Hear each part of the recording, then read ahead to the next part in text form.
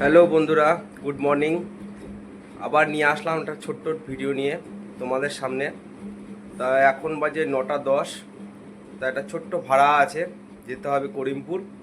তা করিমপুরের বদলি ভাড়া পেয়েছি। ওই দাদাটা আমাকে বললো তোমাকে যেতে হবে, ড্রাইভার নেই, গাড়ি আছে। তো চলো করিমপুর ঘুরে আসি, তোমাদেরকেও দেখিয়ে আসি করিমপুর কীরকম করে যেতে হয়। সঙ্গে থাকো, সাথেও থাকো। তো এইমাত্র কোটমোড়ে এলাম, দেখি মালিক দাঁড়িয়ে আছে গাড়ি নিয়ে। এই হচ্ছে ডিজার। এই গাড়ি নিয়ে যাব এখন চাকদা ঘুগিয়া। ওখান থেকে একজন কাস্টমারকে তুলে যাব করিমপুর। চলো সঙ্গে থেকো, দেখতে থাকো। তো দেখো এখন যা বর্তমান রোড হয়েছে, মানুষ চিনতে পারবে না কোথা দিয়ে যাচ্ছি। এটা সেই মিশন গেটের উপর দিয়ে যে রোডটা, সেই রোড। দেখো গাড়ি যাচ্ছে, কি সুন্দর ওভারফুল করে দিয়েছে।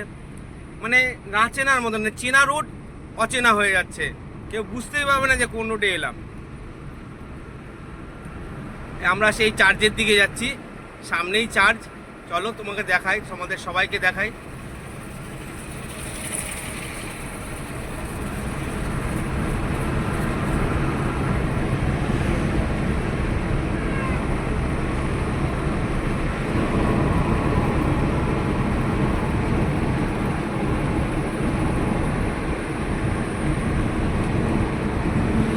এই দেখো সেই পরম্পরা হোটেল, আর ডান দিকেই পড়বে চার্চ।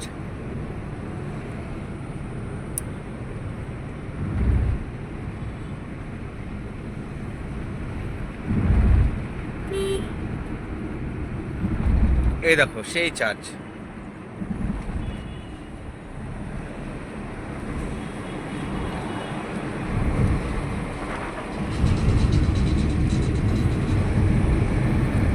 মানুষ চিনেও আর চিনতে পারবে না, যা রোড হয়ে গেছে। খুব সুন্দর রোড হয়েছে।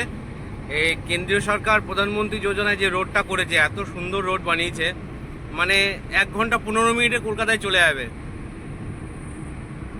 এই সেই টিভিএস শোরুম, আর ওই সামনে হয়ে গেছে বাজাজ শোরুম। দেখো, আর এই রানাঘাট কৃষি বাজার, কৃষক বাজার।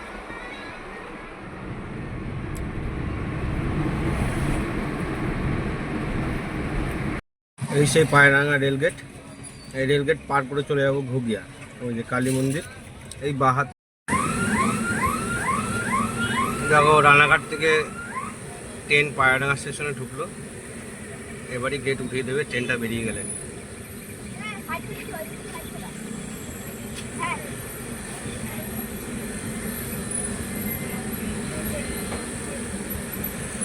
ফাইনালি চলে এসেছি চাকদা ঘুগিয়া, এই কাস্টমারের বাড়ি। এই দেখুন কত বড় গেট। দাঁড়িয়ে আছি ওনার গেটের সামনে, উনি আসবে এখনই জামা প্যান্ট পরে রেডি হয়ে।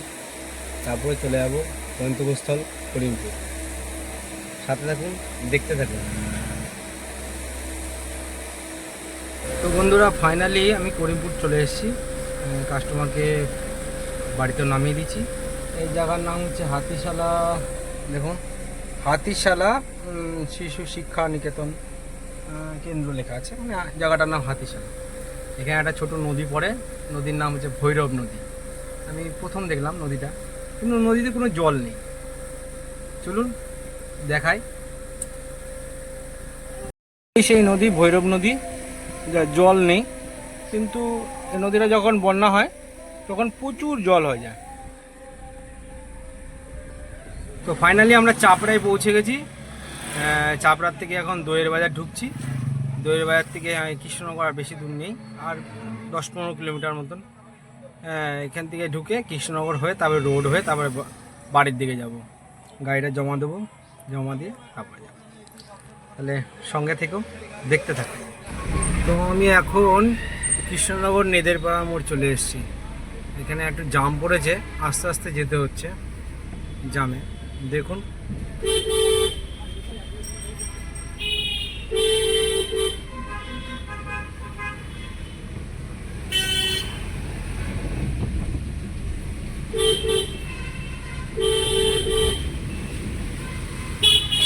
সামনে হচ্ছে কালেক্টরি মোড়।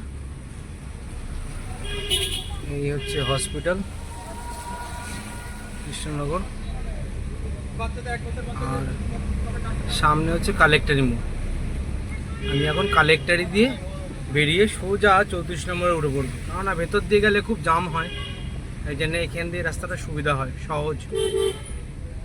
এই সামনের মোড়টা হচ্ছে কালেক্টরি মোড়, এখানে একটু জাম লেগেছে।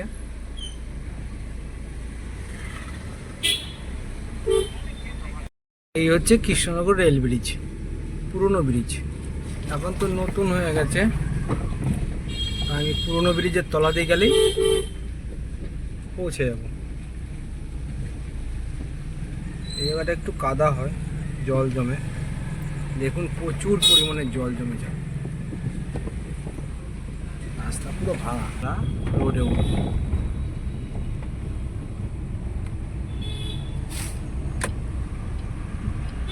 এই দেখুন রোড,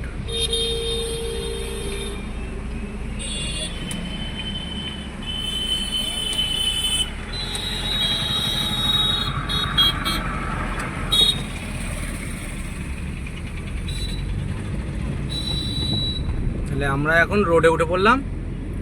এখন আমরা রানাঘাটের দিকে যাচ্ছি। পেছন দিক চলে গেল বহরমপুর রোড, সামনে চলে গেল কলকাতা রোড। দেখুন ব্রিজ কত সুন্দর করে দিয়েছে, রাস্তা কত ভালো করে দিয়েছে, আর কোনো দেরিই হবে না, রাস্তায় কোনো জামজটই বাঁধবে না। এখন খালি টানো 100, 120, 140-এ টানো। আর এই যে সিটি লাইট, কৃষ্ণনগরের ঐতিহ্য বাজার, বড় বাজার। এই হচ্ছে ব্রিজ। আমরা এখন রানাঘাটের দিকে যাচ্ছি।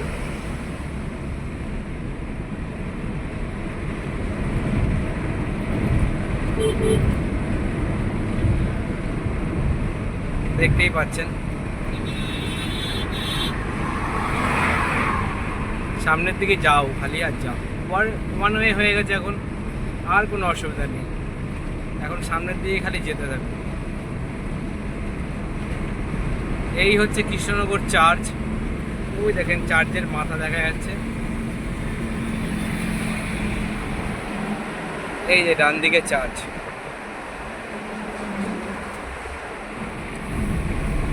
আর সামনে কৃষ্ণনগর পালপাড়া মোড়।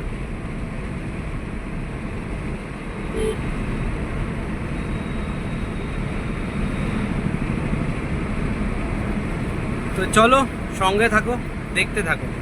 এই হচ্ছে দিগনগর বাজার, সামনে দিগনগর মোড়, ওই ডান দিক দিয়ে চলে গেল, আর এই দিগনগর মার্কেট।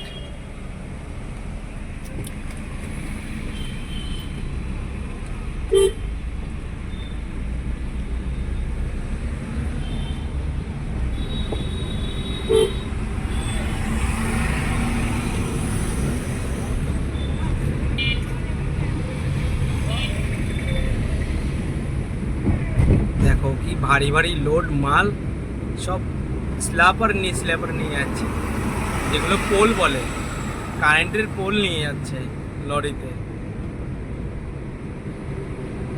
এই বড় গাড়ির ড্রাইভারদের জীবনটাই খুব কষ্টের, যেমন ছোট গাড়ি সেমন বড় গাড়ি, যেখানে রাত সেখানেই কাত। দেখো কিভাবে গাড়ি যে যার মতন যে যার রাস্তা দিয়ে চলছে, কেউ 100-তে চলছে, কেউ 80-তে চলছে।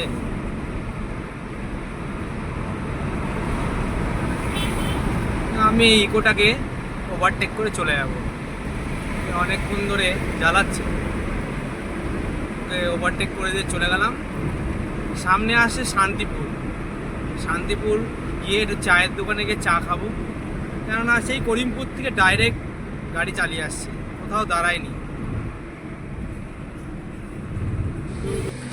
শান্তিপুর এসে দাঁড়ালাম বাইপাসে, ব্রিজের উপরে সাইডে, এখানে একটা চায়ের দোকান আছে, ওই দেখা যাচ্ছে।